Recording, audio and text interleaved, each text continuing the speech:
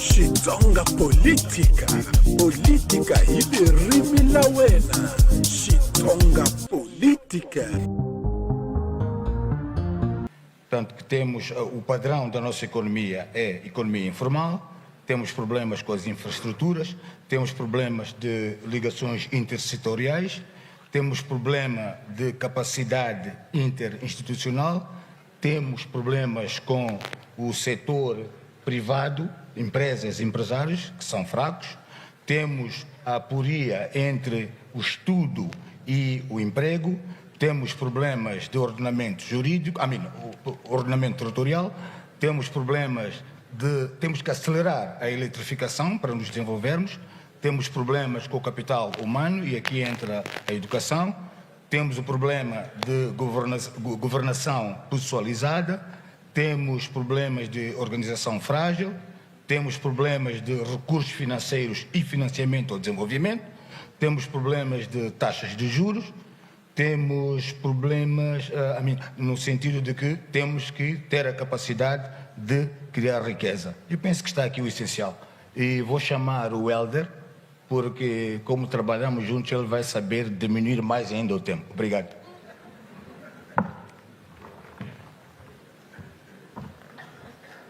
Com a permissão do Presidente Chapo, vou dar início à minha intervenção, cumprimentando os antigos presidentes, Presidente Chissano, Presidente Rebusa, Presidente Nusse, todo o protocolo observado. É constrangedor falar, sendo o Meigos moderador. O Meigos foi meu primeiro chefe, foi quem me primeiro empregou, foi quem incentivou a minha irreverência, preparada em casa, mas moldada no esquema com o Filimone Meigos como militar. Não fiz tropa, mas aprendi imenso com ele. Permitam-me começar agradecendo, porque estamos nas celebrações de 50 anos, agradecer a todos que lutaram pela independência e permitiram que estivesse aqui, hoje formado, a falar, poder andar pelo mundo, andar em conferências e poder falar como um sociólogo tendo uma nação. As minhas origens são humildes, da Catembe, e a minha referência é o meu avô, Daniel Njauana, que trabalhou com Robert Machado, que foi quem traduziu a Bíblia de inglês para Ronga, e criaram a primeira escola na Catembe, em Kassane, dando aulas àquelas crianças na altura.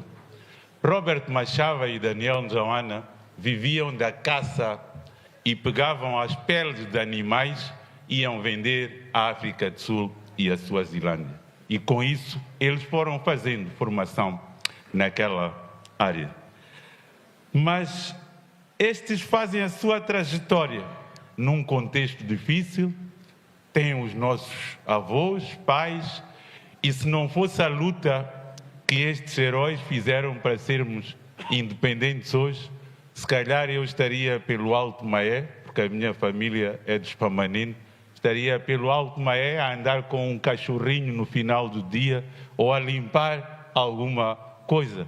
Honra seja dada àqueles que sacrificaram a vida para lutar pela independência. Eu gostaria de pedir uma salva de palmas. Posto isto, eu vou pegar em Lutar por Moçambique, um livro que leio todos os anos e devia ser obrigatório na nossa escola, não apenas por ter sido escrito por Eduardo Mondlane.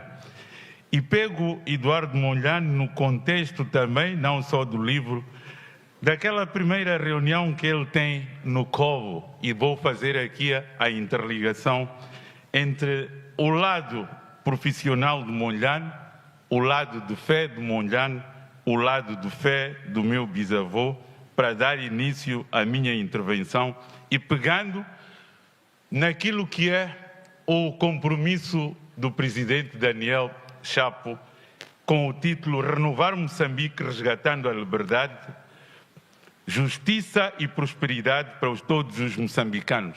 pegando também no discurso inaugural, que é um discurso inaugural que faz fazendo o diagnóstico daqueles que são os problemas que nós enfrentamos, ou do caminho que nós devemos fazer como nação, convidando os moçambicanos a engajarem-se nesta luta por Moçambique num contexto difícil. Um contexto marcado pela pobreza, pela exclusão social, com juventude com dificuldades, crianças na miséria. Várias reportagens foram feitas, o INE tem vários dados que mostram quantos milhões de crianças estão na pobreza, com as barrigas de fome. Aquela barriga de fome, ela compromete a criança do ponto de vista até de reflexão. Quando atingir a idade adulta, vai ter, do ponto de vista cognitivo, muitas limitações. Esta é a realidade que nós temos, é a realidade que, neste compromisso, neste discurso inaugural, é convidado Moçambique a lutar por Moçambique. E permita-me aqui pegar nesta dimensão de fé, depois vão entender porque é que eu fui buscar isto. É o Evangelho de Lucas, no capítulo 6, versículo 12 a 13. Ele diz assim: naqueles dias Jesus retirou-se para o monte a fim de orar e passou a noite orando a Deus. Ao amanhecer chamou os seus discípulos e escolheu 12 dentre eles, aos quais também deu o nome de apóstolos. Escolheu 12, significa que Jesus tinha mais de 12. Antes de iniciar a sua missão transformadora, Jesus Cristo afastou-se do tumulto, subiu ao monte, passou horas a fio a orar. Quando desceu, não foi procurar os fariseus, os doutores da lei, os sábios. Jesus procurou homens simples, pescadores, cobradores de impostos, pessoas comuns, mas com disponibilidade para ouvir, para aprender e para mudar o mundo.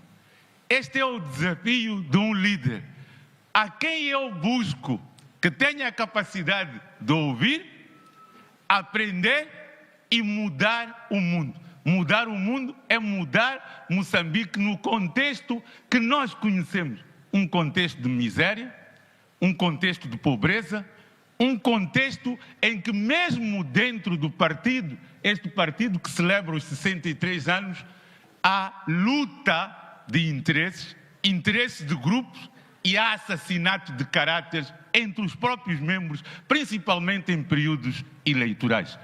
Onde a tribo que se diz foi combatida, a tribo é resgatada em todos os momentos eleitorais, com o discurso do Viente, com o discurso de que este não é nosso e com o discurso de que quem paga mais coopta-se. Coopta-se. Coopta-se. Quer dizer, é o dinheiro que é mais importante para ocupar lugares. Se nós olharmos para a disposição dos órgãos da Frelimo, vamos ver que, do ponto de vista discursivo, dizemos que a Frelimo é um partido de massas. Um partido que tem campesinos. Olhem para os órgãos da Comissão Política ao Comitê Central, mostrem-me um camponês, mostrem-me o indivíduo das massas. Os órgãos estão totalmente controlados por aqueles que dominam, que têm dinheiro, que cooptam. Esta é uma dimensão extremamente importante porque ela depois vai definir e decidir a composição dos órgãos do poder.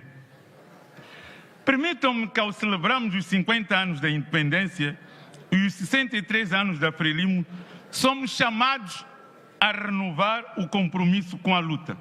Mas esta luta é nova. É uma luta para a independência econômica de Moçambique.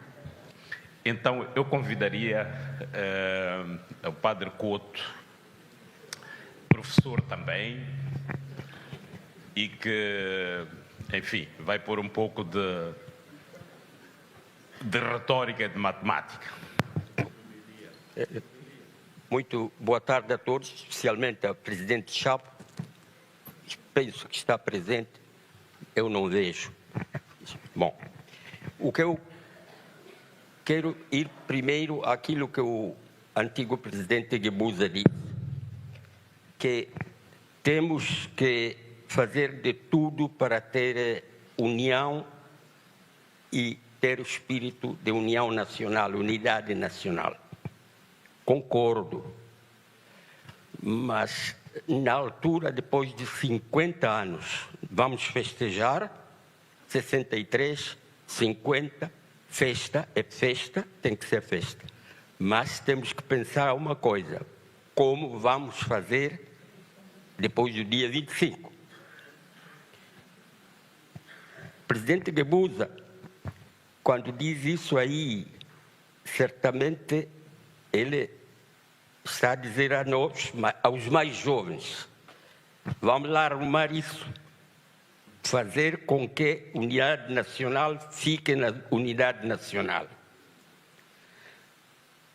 E qual é o ponto, então, que vai ser para a unidade nacional? Eu acho era aquilo que uma vez aqui se chamava distrito como polo de desenvolvimento. É uma política que houve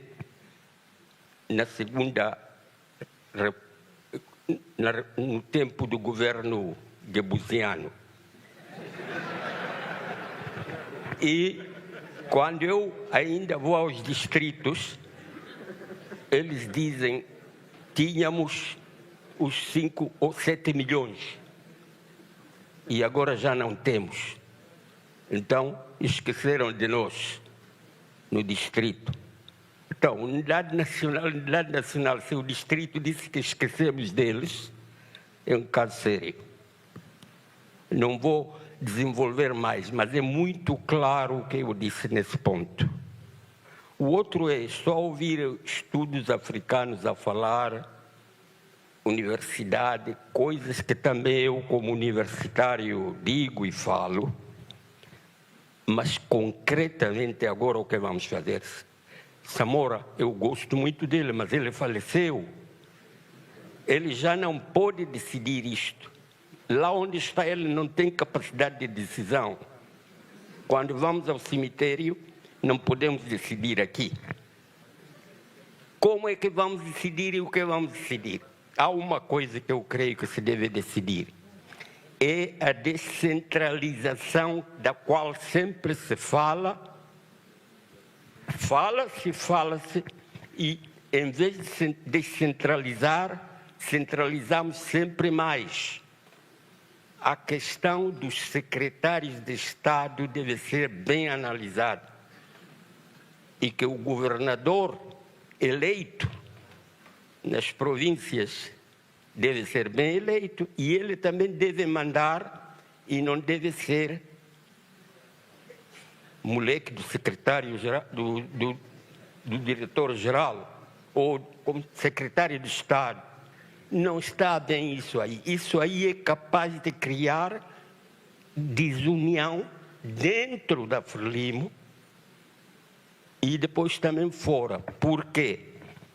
Na questão da eleição dos secretários ou gerais, desculpa, como se chama aquilo ali? Secretário-geral, secretário de Estado, a discussão que se diz aí é que o procedimento que nós fazemos eletivo é um procedimento que deve ser corrigido, que muitas vezes não é claro. Então, vamos falar disto depois das festas. Temos que ser enérgicos e ver isso. E o que foi eleito agora, que o escolhemos, Chapo, presidente Chapo, tem uma tarefa que é grande, mas também teremos que deixar ele governar. E como é que se deixa ele governar? Também dando a ele espaço para escolher pessoas que ele acha que o vão ajudar. E não dizermos sempre, para salvar a tradição, 60% tem que ficar não sei quem, ou quem, ou quem.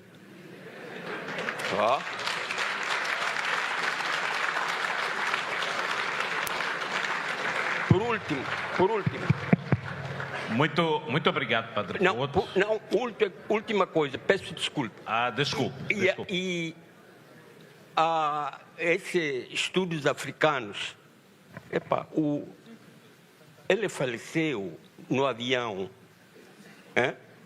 Os falecidos, eu também vou falecer daqui a nada, que tenho 86 anos. Bom, os falecidos podem rezar por nós lá para cima, mas não ajudam, não fazem nada, temos que fazer nós.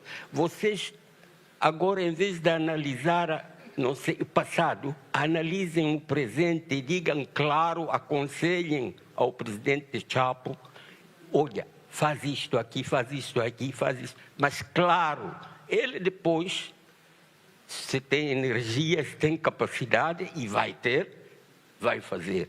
E sejamos solidários, protegê-lo nesse sentido, ajudá-lo a governar. Muito obrigado.